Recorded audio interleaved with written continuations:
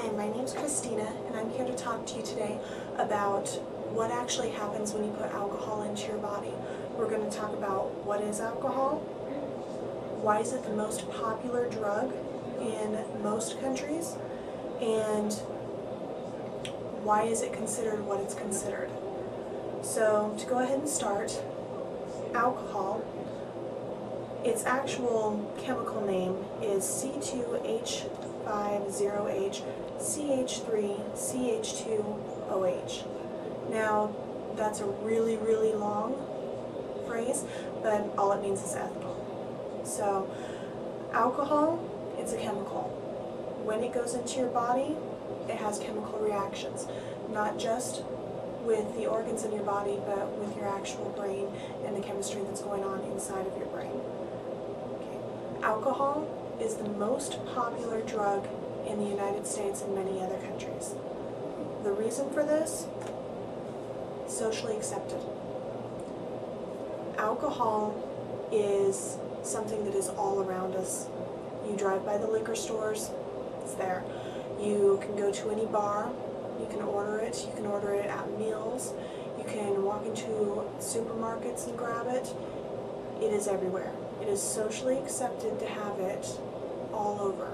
So because it's socially accepted, it's easy to get. Why else? It's cheap. A lot of the other chemicals and the other drugs that are available are not nearly as inexpensive as what alcohol is. And also, it has reactions with your body. Most people drink because of the way that it makes them feel. Pretty typical. Alright. Alcohol. A lot of people say that it's a downer, and most people, when they say, oh, alcohol's a downer, they don't quite understand, well, it makes me feel good, so why is it considered a downer? Well, that's not necessarily what a downer is. Each drug has a different classification. Alcohol fits in the classification of downers because it depresses your central nervous system. It also causes your blood to be slow to clot. So if you have alcohol in your system and you get into a fight, your blood's not going to be able to clot and you're going to bleed more. If you are in a survival situation and you need have your blood clot, it's not going to happen, and it also is going to dehydrate you. That's why it's never good to be drinking whenever you're out in cold weather or hot weather, extreme elements. Okay. The history of alcohol, it's the oldest drug in the world. It was found all the way in the pyramid workers. They used to use it as a way to help them. Every time they did something right, they were rewarded with it. And throughout history, it has been used sometimes by upper society, and it's trickled all the way down into lower society. As we spoke about before, it's the cheapest. So going down into lower society, it was something that everyone could afford. And alcohol, it's found in nature. So it occurs in nature. It could just come from leaving grapes in the sun for too long, or depending upon which situation, there's many ways that it can be made.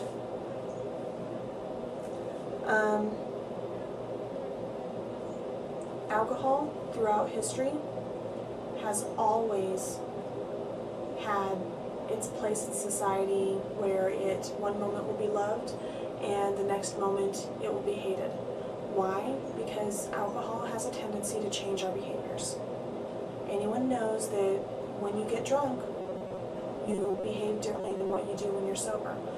Well, due to this, and because of the crime increase and because of a lot of negative impacts on people's behavior and their inhibitions, what happens is countries throughout history have created prohibition. America is not the first to create prohibition.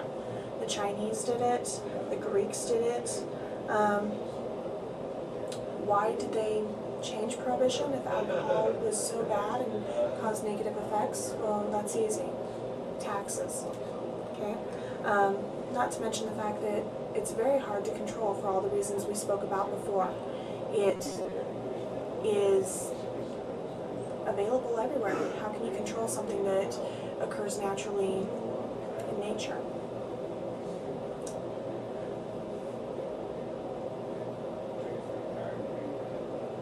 Okay, now let's go ahead and talk about what happens to your body once the alcohol reaches, once you've drank it. Okay, this is known as the route of admission. It enters through your mouth. From the moment that it hits your mouth, it's broken down by your mouth. The saliva inside of your mouth starts to break down the chemicals before you ever even swallow. Now, once that happens, it goes down your throat and it gets into your stomach. Okay? There's no need to really digest alcohol because it's water soluble. Okay? It's absorbed in the stomach, it's broken down in the stomach, and it begins to absorb into your bloodstream. From your bloodstream, it goes to your small intestines, and then it begins to metabolize. Your body has a way of trying to get alcohol out of your system. And we'll talk a little bit more about the different ways that it does that. But just know that even as you are drinking the alcohol and it's going into your system, your body's already trying to metabolize it out. It's a chemical. Your body's not necessarily wanting it in there. It's attempting to get rid of it from the moment that you begin to consume it. After that, after it goes into your small intestines, then it goes to your colon. Most of the alcohol is absorbed while in your small intestines. Once it gets into your bloodstream, then it goes to your lungs, where the alcohol is in the cells, and your blood cells go ahead and pick up oxygen from your lungs. From your lungs, it goes into your heart. So your heart will start to go ahead and beat it with every heartbeat that you have. Then it starts to go up to your brain, and that's when you start to feel the effects. So once it hits your brain, it has to get through the blood-brain barrier. Now, the blood-brain barrier it's this kind of defense mechanism that your brain actually has, and the thing about alcohol is it is water soluble.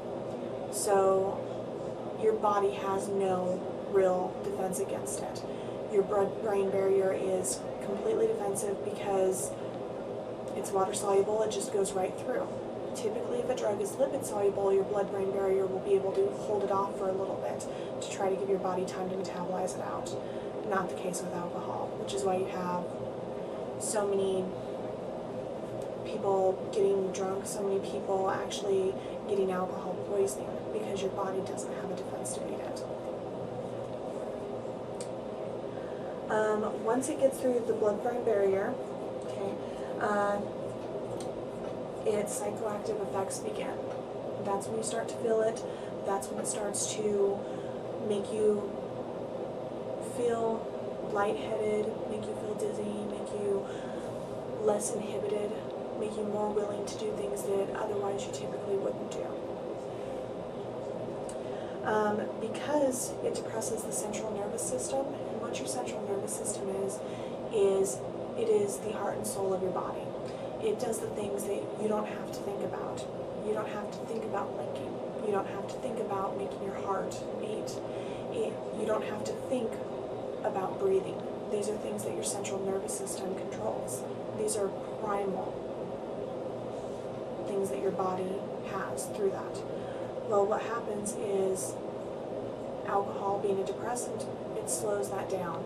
It slows your heartbeat down, slows your breathing down, causes a calming effect, and it starts to work on your brain on the GABA receptors. Now,